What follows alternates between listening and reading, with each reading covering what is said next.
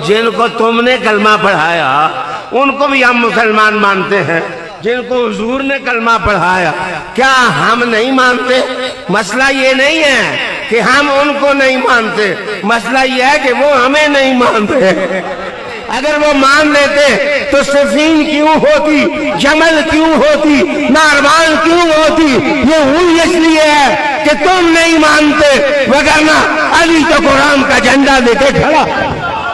ये कौन सा अंदाज है कि जी वो हमें नहीं मानते थे, माज अल्लाह सुम्मा माज अल्लाह। और शाह जी क्या पैगाम देना चाहते हो लोगों को कि माज अल्लाह अम्मा आयशा सिद्दीका तैयबा ताहिरा रदी अल्लाह ताला अन्हा वो मौला अली से अदावत रखती थी, मौला अली से दुश्मनी रखती थी, मौला अली से उनको बुग़्ज़ था। माज अल्लाह सुम्मा माज अल्लाह, इतनी बड़ी तोहमत लगा रहे हो और इस भोंडे अंदाज से आप जो है वो अकीदा अहले सुन्नत बयान कर रहे हैं। ये हरगिज अकीदा अहले सुन्नत नहीं है, ना ये अकीदा अहले सुन्नत है, ना अहले सुन्नत का ये तर्ज अमल है।